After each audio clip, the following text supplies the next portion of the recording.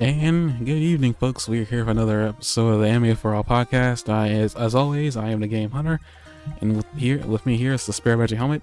We're reviewing the season finale of Rurouni Kenshin. You heard that right, folks. The season finale of Rurouni Kenshin, and also this is probably a good time to tell you that Anime4ALL podcast will be going at a season 3, and in season 4, when we start up the My Hero Academia reviews again.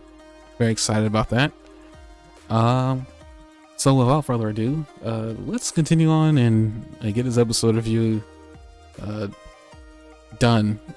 Because as I said earlier, well, we weren't live, that this episode was a very heavy emotionally. For at least one character, but we'll get to her in a minute. So we pick back up. It was episode so we picked back up with at the events after the sword fight between Kenshin and Saito. Kenshin has been he's pretty much stuck. I say stuck, but stuck in Batosai mode as he's talking to the I think it's Chuso or I forget the name of this guy. Which one are you referring to? The revolutionary dude who's like the top guy in the Meiji period. Toshimichi Okubo?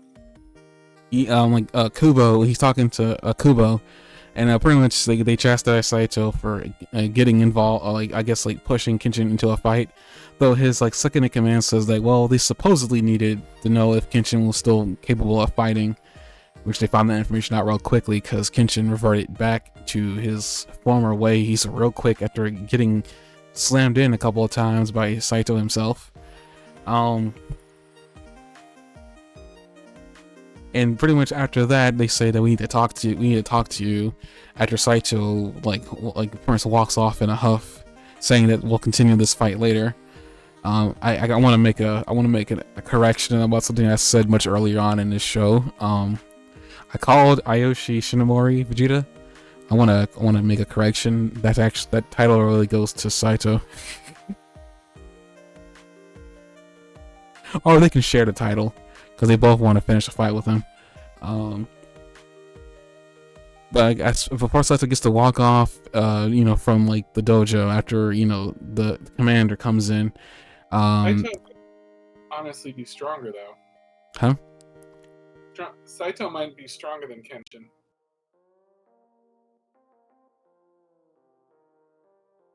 We don't really know that. I mean, I think they were more evenly matched. I mean, even when Kenshin did revert back. I'm not saying I'm saying might be. There's a chance that he's the stronger player. He had the upper hand through a lot of that fight, and he just evened out to a standstill toward the end, but he still had a big wound on himself, so he came out worse than Saito did.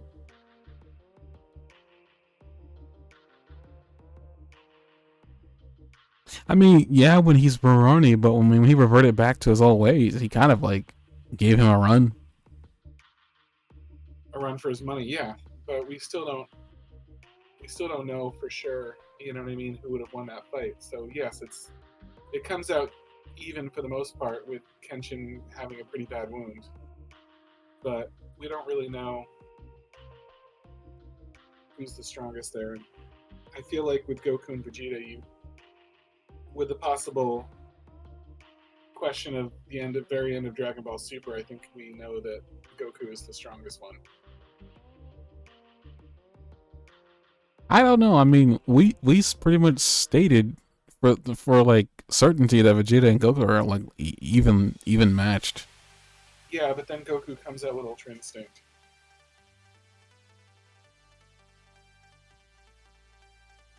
Well, I mean, he doesn't really get Ultra Instinct by the end of that show, though. He has mastered Ultra Instinct by the end. No, but he doesn't have it anymore, though. He said he can't achieve it anymore. Did you forget that? He literally, at the last episode, said that he couldn't. I didn't forget that, but I thought he still had it in the manga. I mean, he has it in the manga, but what I'm saying, we're using anime, I guess, as a, does that mean, ultra ego is still something that Vegeta got too? He hasn't got Ultra Instinct, but he's got something I would say should be equivalent, considering he named it such. I don't really know the full extent of Ultra Eel yet, but we may never know, considering something that I was seeing. But we're not gonna. I would just say for right now, I guess Goku's got the edge a little bit with his controlled instinct, but there was a time when I would have said this with no issue, but it's like in recent years and what's coming up with Vegeta, I kind of like don't want to say this or that. If I'm being honest. Times have changed.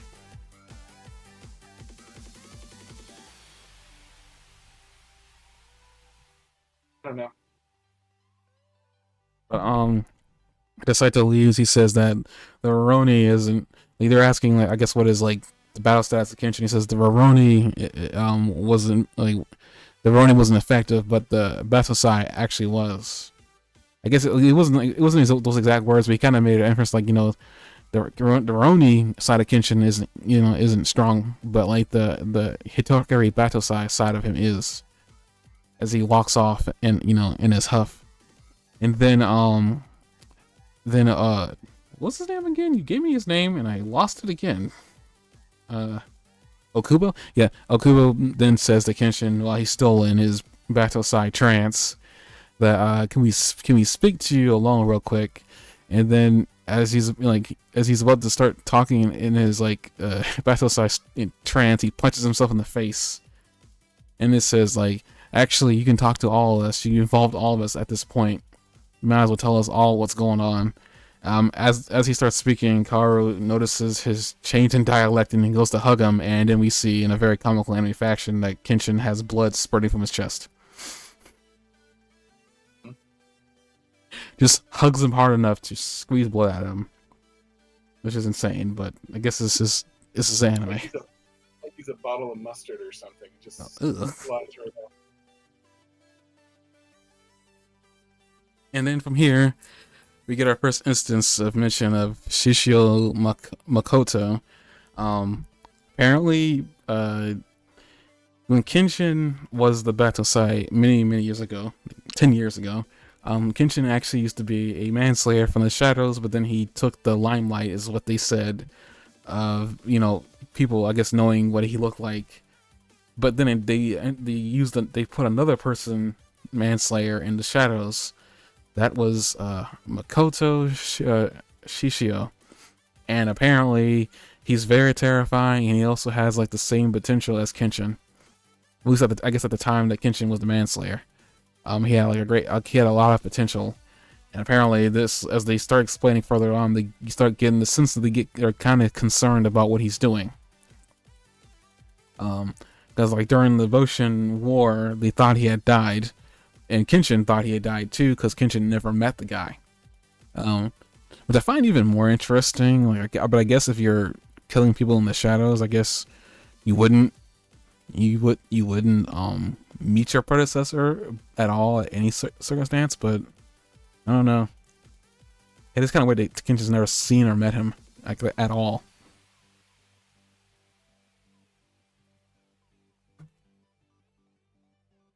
And they revealed that as the time went on, they were fearing him, and they decided to, as they were killing him, quote unquote, as they thought they were killing him, they poured oil on him and set him ablaze, and he survived. And we see in the closing credits that he's got scars from it. Oh yeah, I know a lot more about this character than I'm letting on right now, but I'm just gonna keep my mouth shut. How do you know more about this character? I've saw the anime up to the point, I don't need this song playing for copyright reasons. Sorry, there was a song playing that was very similar to an anime song. Copyright. It's a problem, man. But no, the original anime got up to this point with Shishio, and I watched the entirety of the thing, so I know a little bit more about Shishio, but I'm not gonna say much. But so far, right now, what they're showing, I'm very excited, regardless. But this is an interesting song, but Yeah, they showed him in bandages at some point later on. It's like, huh. He even like pops up in a flame. Did you notice that bit? Did I notice the bit where it pops up in a flame? Yeah, he pops up in a flame. Like when he shows up, like in there talking about him. His eyes show through in the fire, you mean? But no, he literally, when he shows up, like in the, I guess in the backstory, when they talk about him and he shows up, I guess in like the, in the animation for like talking about him, he kind of just shows up in a flame. It's a very flickered flame, but it's a flame. If he did just look through the flames, like that's even crazier.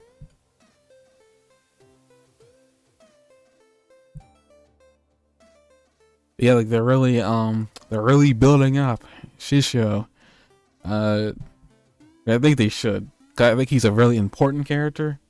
As we're starting to learn, but yeah, they tried setting him ablaze, and he survived with scarring all over his body. As we can see, that he's got bandages all over his body. He was like, Yet he survived it. Probably the most anime thing ever. And he was like, you set a guy on fire and he walks out of it. Maybe he didn't walk out. Maybe he limped. I don't know. But he was just chill. He was chilling. You know, everything was pretty chill at that point. He's like that dog in that GIF or that meme, or like the kitchen's on fire, but he's in the middle of it saying, "This is fine." This is fine. This is fine. Like, dude, no, it's not. Yeah, they thought they got rid of him in his existence, but in reality they didn't. He's been in the background in Kyoto for some time now, trying to usurp the power of Japan, which is apparently what his goal is. He wants to take over Japan, I'm guessing. Apparently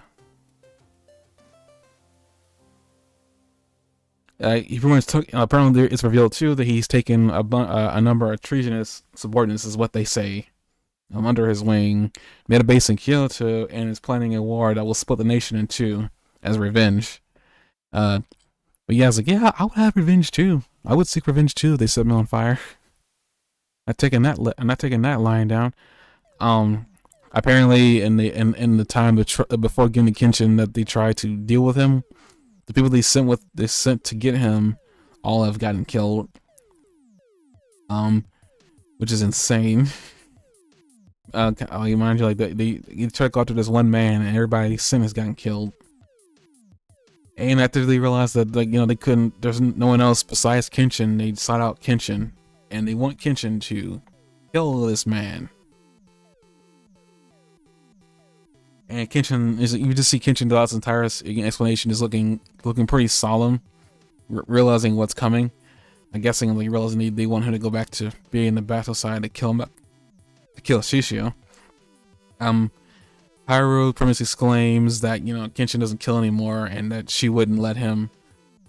She wouldn't, and all his other friends wouldn't let him go back. Wouldn't go to Kyoto to kill this guy. Pretty much, Okubo's subordinate or his next in command kind of like pitches a fit. Then Okubo says, "I'm gonna give you a week to make your decision," and he goes off. That he'll come back and, you know, get his decision by then. A week passes kind of quickly, by the way. I'm kind of shocked, but a week passes within a scene or so, and we see Kenshin doing laundry like it's any other day. Then Sanosuke just comes in and boots him into the bucket that has no water in it, by the way. I found that kind of weird. At least there was water in there, but it wasn't enough to, like, I guess, get any of his clothes wet. I thought that was kind of interesting, because, like, I mean, he was literally drying a linen cloth in that thing, wasn't he? Yeah. So I don't know where the water went, but apparently if there was any water in there, it wasn't enough. But yeah, Kenshin is like doing this, and then they keep talking to him, Yahiko and Sanosuke. Actually, I guess I'm gonna back up a little bit. Back when Okubo was there explaining the situation, Sanosuke and Yahiko were talking about like how this is a mess you want Kenshin to clean up that you caused. We learned a lot about more of this country too, about like how, I guess, based on what was going on, they were trying to make this a democratic society. Unfortunately, he's learn later on. I guess it won't work. It won't happen now. But it seems like they're trying to make this a democratic society that everybody can live and prosper in. It seems like Okubo had like very lofty goals in mind for Japan. But yeah, like Sanosuke and Yahiko were talking about like how you made this mess and you want Kenshin to come back and clean it up for you, which I guess it makes it actually an interesting way to look at what's going on, and they're not wrong. I mean, they made Shishio and then they want Kenshin to go and kill him. Now, what's your take on that? I guess situation there. That they made Shishio and they want him to go kill him. I mean, yeah, like they had a hand in making Shishio who he is, and they tried killing him, and unfortunately it didn't work. And now they want Kenshin to go out there and clean up their mess. Well, they sort of have no choice at this point. They're desperate for anybody that can take care of things, right? Like, I mean, they have no. This guy's going to take them all out and start a war and like create upheaval in the entire country. So they're willing to do whatever they can, I think, to take care of this and like get themselves out of the situation they created.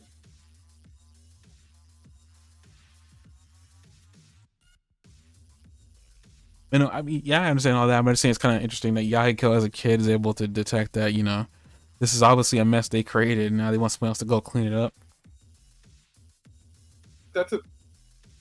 They picked a good person for that because Kenshin doesn't necessarily have a problem with cleaning up someone else's, mess. I mean, why would he? He does it for Cairo every day. That's what I mean. He's constantly like he's more interested in is this the right thing to do, than what's in it for me or anything like that. So it's well within his character to be out in this situation where he's trying to get the where they're going to get it. The only problem is that the right thing to do for him doesn't necessarily mean killing, which is the question at the end when he says, "You know what? I've been Batosai the whole time," and he's like come to terms with that to some extent.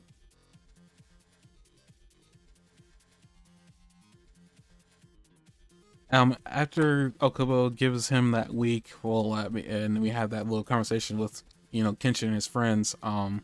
We skip over to Saito, who's apparently cleaning up some messes himself. He ends up killing the guy. I guess I can say this now. I just came up with this joke, so bear with me a little bit. He goes to kill Why So Serious, dude.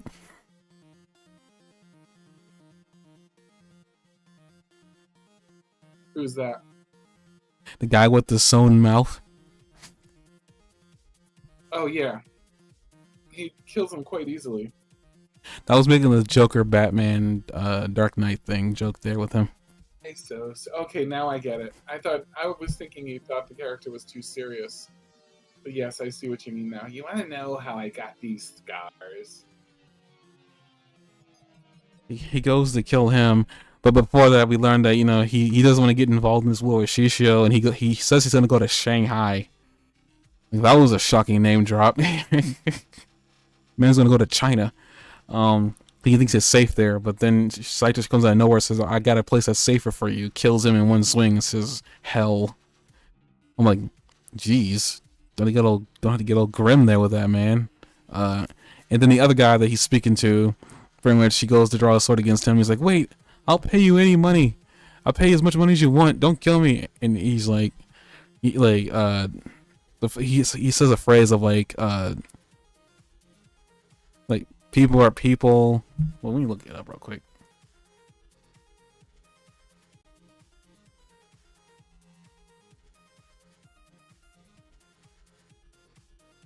I at least want to get his poignant phrase picked up.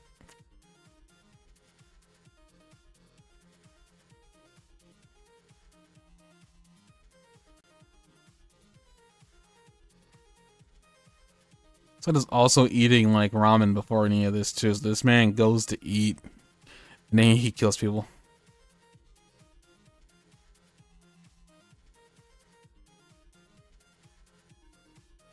I mean, this is like after Kenshin brings up that Saito isn't really evil. He still goes by that role of evil, slaughtering evil. That's all interesting too. Is like Kenshin didn't exactly see him as a bad guy, but he didn't see him ever becoming friends with him either. Yeah, I like that line, the way he put it. And then the other ones all heartily agree, and they're like, I hate him.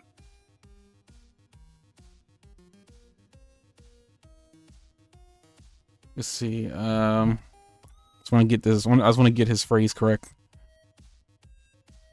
He pretty much doesn't care what's gonna happen. If anybody, I guess, interferes with the justice, he's like he'll slaughter them, an evil, immediate slaughter. Then the guy says, "I will give you as much money as you want. So you can own a dog with food. You can own people with money, but nobody can own the wolves of Mibu." Essentially, another swordsman who's very strong that they try buying off, but it doesn't work. I like the two examples he gives too, dog and man, because he defines himself as a woman. I'm sorry, a woman, a wolf. I don't know where the fuck I came up with that.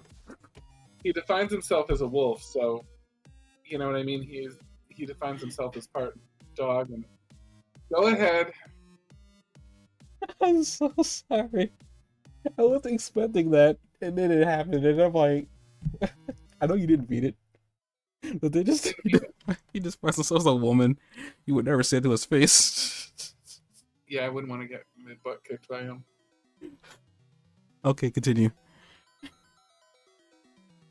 Well, he defines himself as a wolf, which is, he's a man, so he has the example of a man, but because he also describes himself as a wolf, then he has the part where he also compares himself to a dog. You know what I mean? Like, if I was a dog, you could tempt me with food. If I was a man, then you could tempt me with money, but I'm the wolf of blah, blah, blah. You know what I mean? Which is something more. And then he has something else that he says after he kills him. A wolf is a wolf. The Shinsengumi is the Shinsengumi. And a Hitakari is a Hitakari. He has a very straightforward way of looking at things. Like, pretty much you can't change who you are. Right. And apparently Kenshin's also thinking this way too, as we see later on, that he thinks the same way too. After he kills that guy, kills both of them just in pure blood. Pretty much Kenshin's about to go off and meet Okobo the next day before he gets there, saying that he's a busy man, and he says this is going to be a difficult. People want to come with him. Kara wants to come with him, but he says this will be a difficult conversation. AKA, I want you to come along in case I say something stupid. But he pretty much walks out to go meet him halfway, and then we get to another scene where Okobo is inside the wagon. I guess going towards Kenshin's. Kenshin was staying. Pretty much wondering if Kenshin's gonna say yes or no, and as he's going through his thoughts, we see a very fast and very fleet-footed warrior following the cage and catch up really easily, jumps inside the carriage, shocks him, and then stabs him. But as this is happening, several wandering swordsmen go and stop the carriage from moving.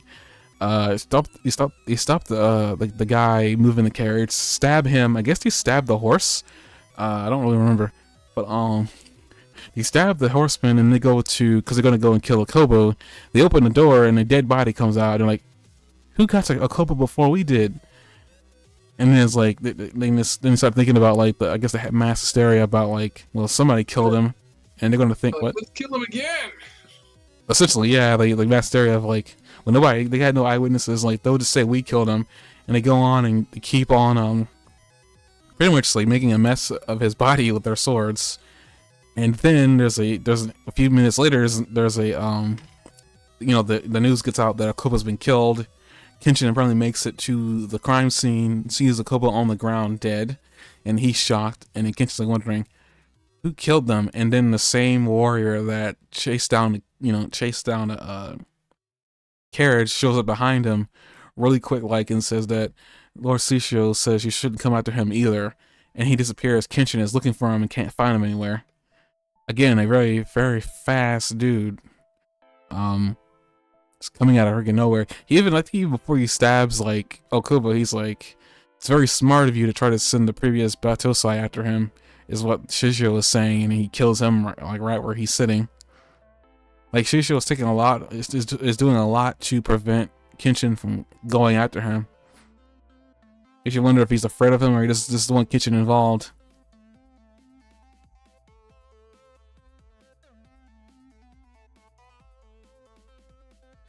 And then apparently, like, the news gets out and they titled this, even if that guy's convinced he's the stronger of the two, Kenshin is trouble. So I could see why he would assassinate the guy that was very powerful and trying to, because he's a very powerful man. This guy that they have assassinated. Like, they say he's like the most powerful man in Europe and Japan at that time. I mean, yeah, he was like the minister. Like, he was the guy. I guess he was the president. So the most powerful man in Japan is trying to kill him, and has sent assassins, and is now going to get somebody that is extremely, very much a threat to take him down. He knows that this, even if he's stronger than Kenshin, he knows that his underlings probably aren't. So he doesn't want to lose any of his, talented underlings that he's worked so hard to assemble. So he's probably wants to get in the way and intervene with that, before. And Kenshin at this point, they probably prefer to avoid a fight with Kenshin if possible. So at this point, Kenshin is hasn't picked a side yet, so they can leave him alone until he actually does. And that's why they warn him. The assassin that takes out Okubo flips by Kenshin and warns him not to get involved because it would be bad for him. So, wait a minute. He was really assassinated this way in real life? No. In real life, that assassination, in real life, what history has down is that he was assassinated by the Six Swordsmen actually, and not just in a fake way like in the anime. Well, I mean, I don't mean like some guy actually running out of the way and doing really inhuman stunts. I mean, I thought we had one assassin. Also, they're saying that 6 ex-samurai killed him. Yes, in real life, 6 ex-samurai killed him. To be exact, the assassination was not located at Kiyosaka, but near Sakashita, in front of the present-day Shimizudani Park. I'm butchering all these names, and I apologize. There is absolutely no wiki page for it, so I can't get a good look at it. Dang it! No wiki page for what? For the park that they're saying that is where he was actually killed. Oh yeah. This events are known as the Kyoicho incident. I need to work on my Japanese. Incident, assassination, and he named it 3 things. Jeez. The perpetrators involved in the incidents were Shimada Ichiro. Again, I apologize. Are you looking at the Wikipedia link from my thing?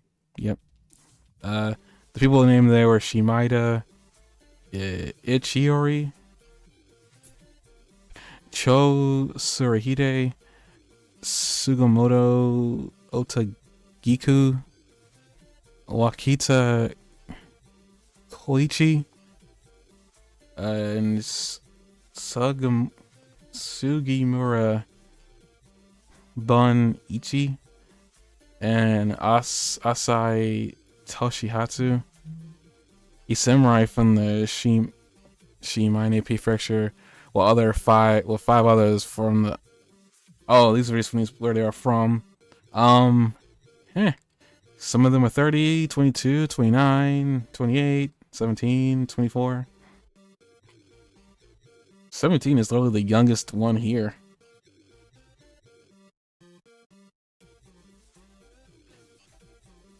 So Asai quit the samurai clan and became a common after the trial.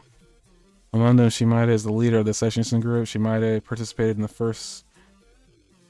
Oh, he was in the Boshin War. Huh. Continued his military career after formation of Meiji Restoration, but he sympathized with the idea of conquering Korea.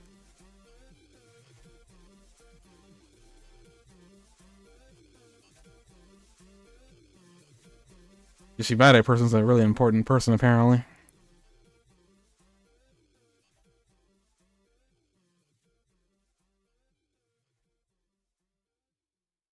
Huh. Seems people that these people that killed him are actually kind of important. They actually take up they take up positions in the new Meiji era, apparently. Like some of them become part of the new Imperial Japanese Army. Oh wow.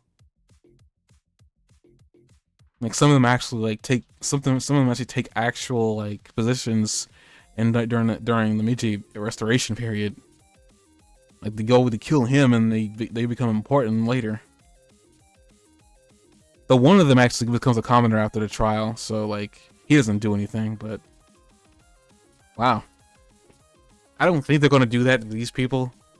We probably won't see them again. If we do, I'll be shocked. But I did not know this incident was a real thing. Good to know. Jeez. Yeah, we learned that information out. Even in the last episode, they're dropping little bits of history in there.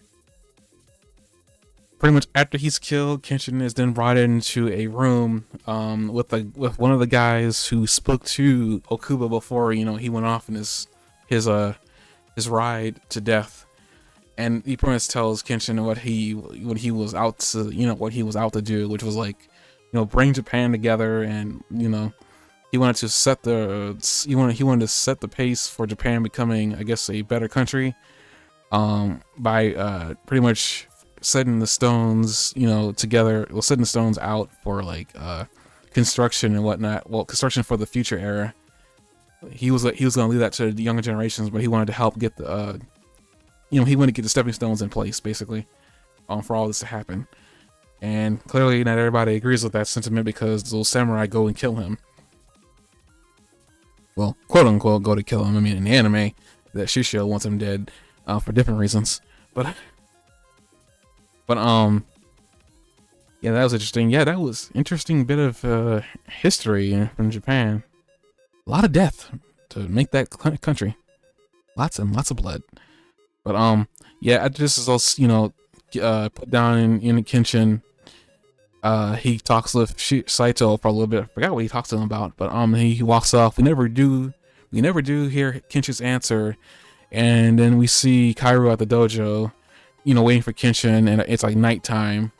And we actually, because Megumi was actually at the dojo before Kenshin had left, and we come back and we found out Megumi's got to go back and help with a emergency patient, and Sanosuke agrees to go and take her to the plaza or where she got to go to get back to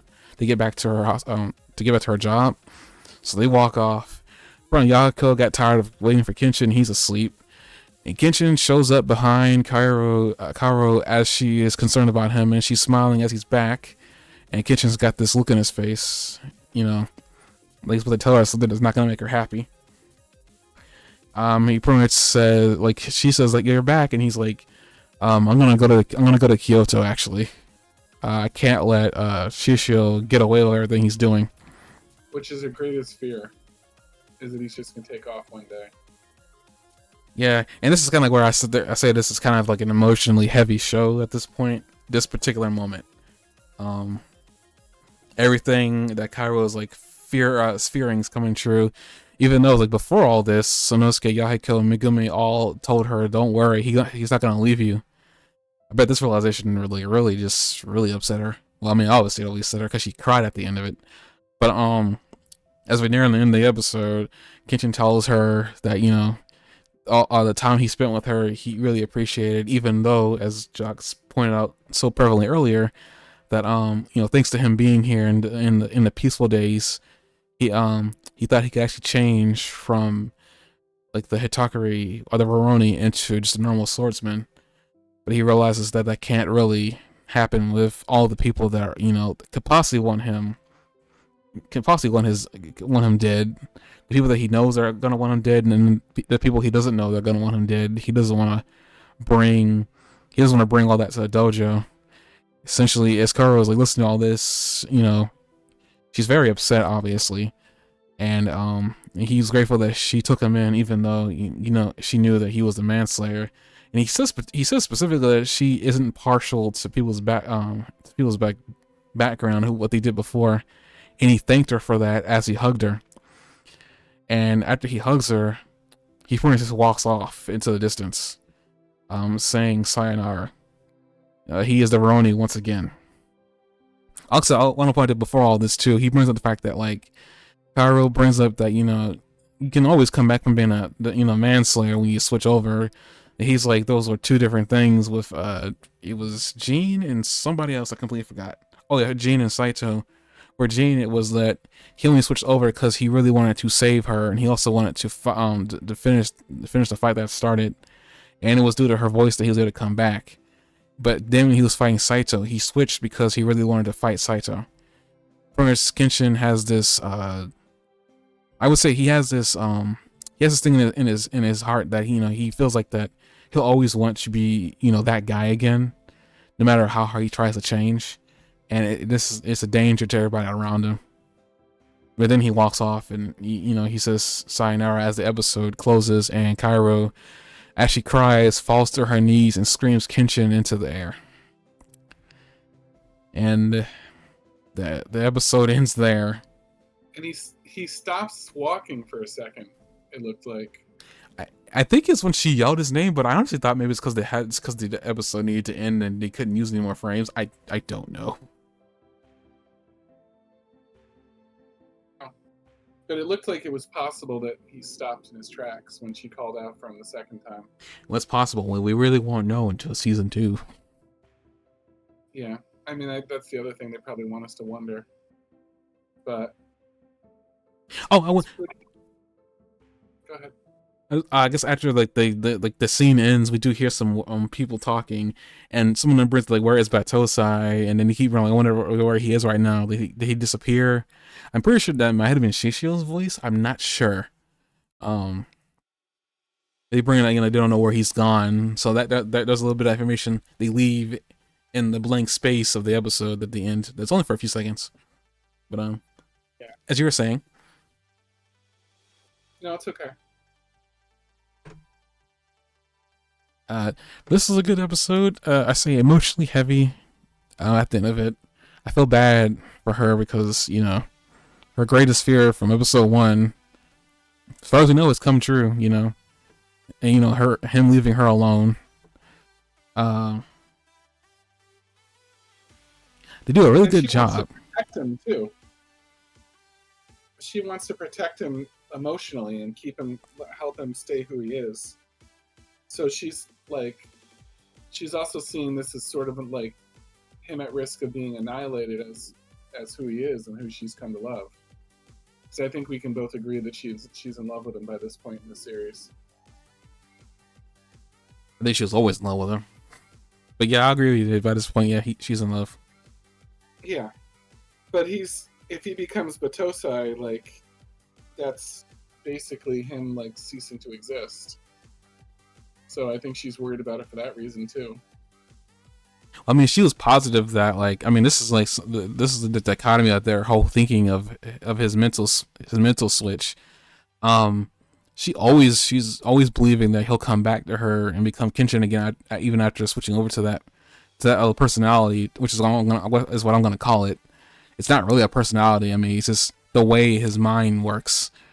He switches back over to that manslayer mode.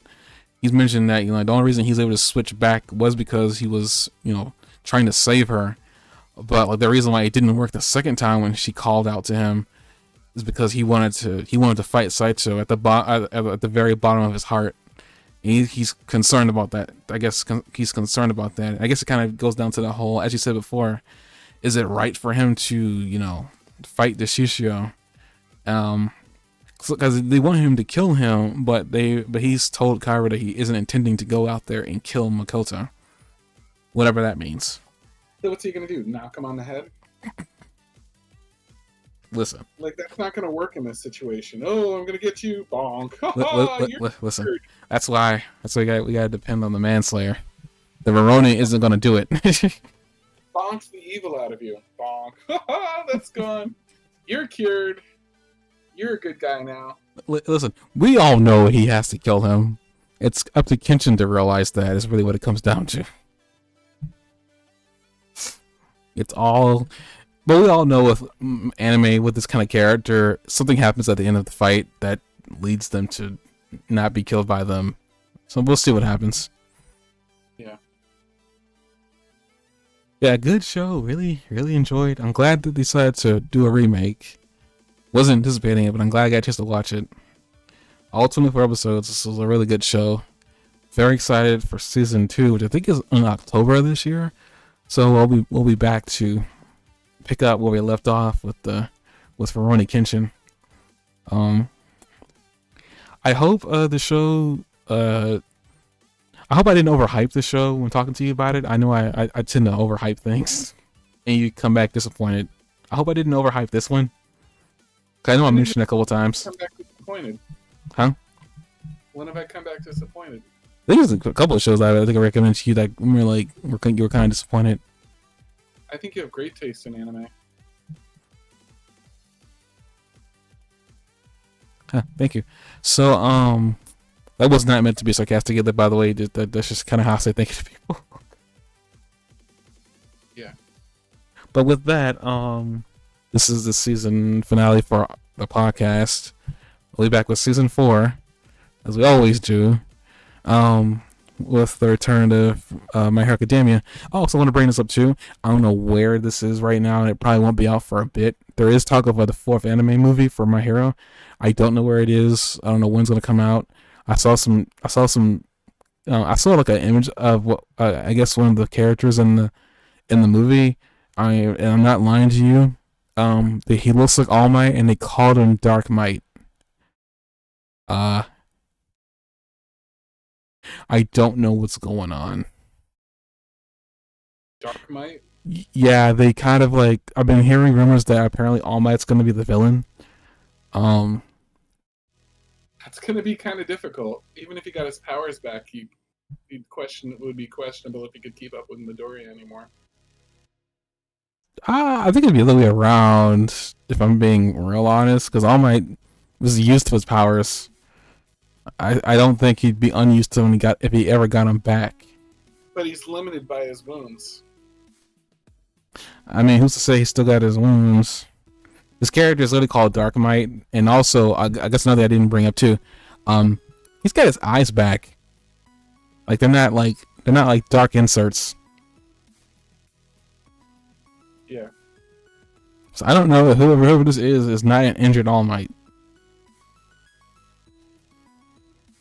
But I'm not gonna discount Midoriya. I mean, he's gotten better. I'm not gonna sit there and say that that's not.